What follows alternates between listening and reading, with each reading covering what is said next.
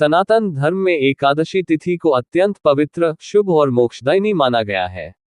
प्रत्येक माह में 2 एकादशी आती हैं, एक कृष्ण पक्ष में और दूसरी शुक्ल पक्ष में। इस प्रकार वर्ष भर में 24 एकादशियां होती हैं और जब अधिक मास आता है तब इनकी संख्या बढ़ जाती है। सभी एकादशियां भगवान श्रीहरि विष्णु को समर्पित मानी जाती हैं। धार्मिक मान्यताओं के अनुसार जो व्यक्ति श्रद्धा, नियम और भक्ति के साथ एकादशी व्रत करता है, उसके जीवन के पाप नष्ट होने लगते हैं, मन शुद्ध होता है और भगवान विष्णु की विशेष कृपा प्राप्त होती है। एकादशी केवल उपवास का पर्व नहीं, बल्कि आत्मसंयम, भक्ति, सात्विकता और सकारात्मक जीवन का संदेश देने वाली दिव्य तिथि मानी गई है। शास्त्रों में कहा गया है कि एकादशी का व्रत करने से मनुष्य को मानसिक शांति, आत्मबल, धन, सुख, समृद्धि और अंत में मोक्ष की प्राप्ति होती है। एकादशी का वास्तविक महत्व शरीर को कष्ट देना नहीं, बल्कि मन और आत्मा को शुद्ध करना है। इस दिन व्यक्ति अपने इंद्रियों पर नियंत्रण रखते हुए भगवान विष्णु का स्मरण करता है और सांसारिक मोह माया से कुछ समय के लिए दूर होकर आध्यात्मिक ऊर्जा प्राप्त करने का प्रयास करता है। यही कारण है कि एकादशी को पाप नाशिनी और मोक्षदायिनी तिथि कहा गया है। एकादशी के दिन प्रातः ब्रह्म मुहूर्त में उठना अत्यंत शुभ माना गया है।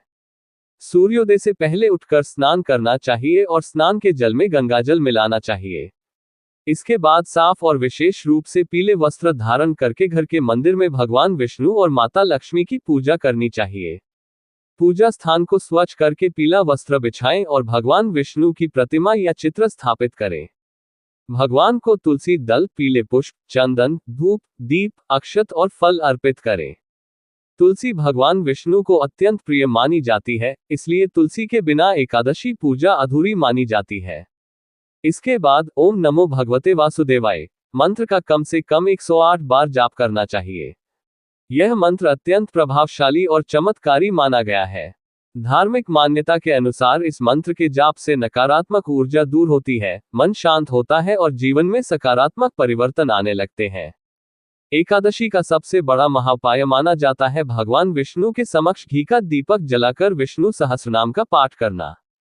विष्णु सहस्रनाम में भगवान विष्णु के 1000 नामों का वर्णन है और इसका पाठ करने से व्यक्ति के जीवन की बाधाएं दूर होने लगती हैं। यदि पूरा पाठ संभव न हो तो विष्णु चालीसा या श्री हरि स्तोत्र का पाठ भी किया जा सकता है। इस दिन शाम के समय भगवान विष्णु की आरती अवश्य करनी चाहिए। शंख बजाकर आरती करने से घर का वातावरण पवित्र और सकारात्मक बनता है। माना जाता है कि शंख की ध्वनि से नकारात्मक शक्तियां दूर होती हैं और घर में सुख शांति आती है।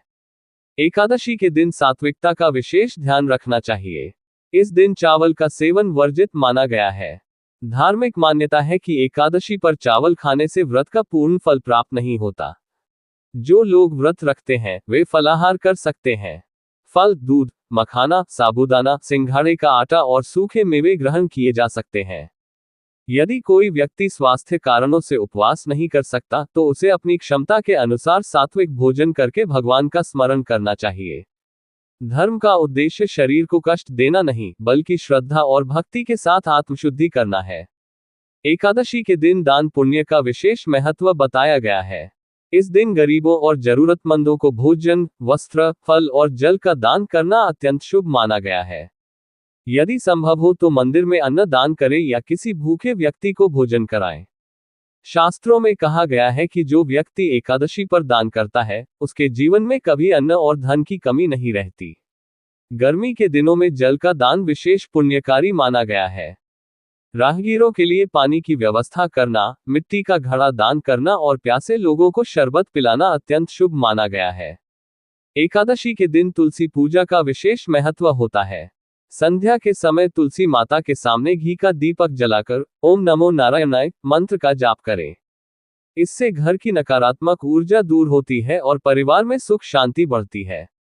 घर में तुलसी का पौधा लगाने और उसकी नियमित पूजा करने से भगवान विष्णु और माता लक्ष्मी की कृपा बनी रहती है।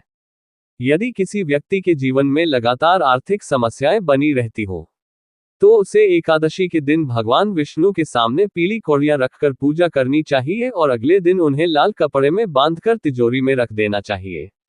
यह उपाय धन वृद्धि और आर्थिक स्थिरता के लिए शुभ माना जाता है। एकादशी का एक विशेष महाउपाय ये भी माना जाता है कि इस दिन गीता का पाठ किया जाए। श्रीमद् भगवद गीता भगवान श्री कृष्ण का दिव्य उपदेश मानी जाती है। गीता पढ़ने से मन की शांति बढ़ती है, आत्मबल मजबूत होता है और जीवन में सही मार्गदर्शन प्राप्त होता है। यदि पूरा गीता पाठ संभव न हो तो कुछ अध्याय श्रद्धा से पढ़ने चाहिए। जो लोग मानसिक तनाव, भय, चिंता या नकारात्मक विचारों से परेशान हो, उन्हें एकादशी के दिन ओम विष्णुवे नमः मंत्र का जाप करना चाहिए। इससे मन शांत होता है और आत्मविश्वास बढ़ने लगता है। एकादशी के दिन पीपल के वृक्ष की पूजा भी अत्यंत शुभ मानी गई है।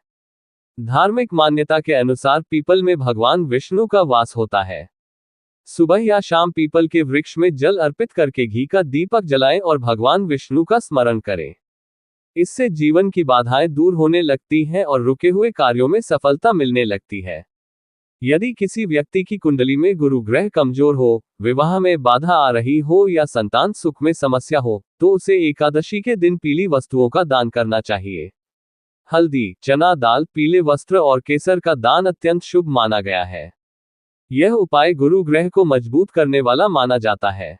एकादशी के दिन बाल गोपाल की पूजा करना भी अत्यंत फलदायी माना गया है। भगवान श्री कृष्ण के बाल स्वरूप को माखन मिश्री का भोग लगाकर संतान सुख और परिवार की खुशहाली की प्रार्थना करनी चाहिए। जो महिलाएं श्रद्धा से यह उपाय करती हैं, उनके जीवन में सुख और मातृत्व का योग मजबूत होने लगता है। पति पत्नी को इस दिन एक साथ भगवान विष्णु की आरती करनी चाहिए और अपने परिवार की सुख शांति के लिए प्रार्थना करनी चाहिए।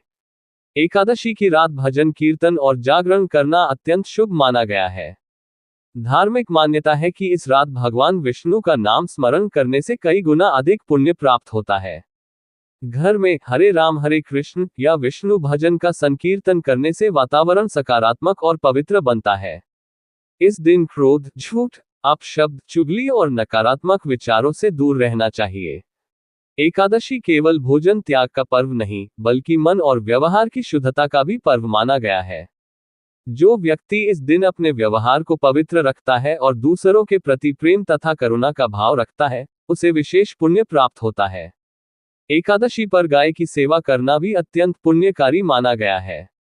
गाय को हरा चारा, गुड़ और रोटी खिलाने से भगवान विष्णु प्रसन्न होते हैं।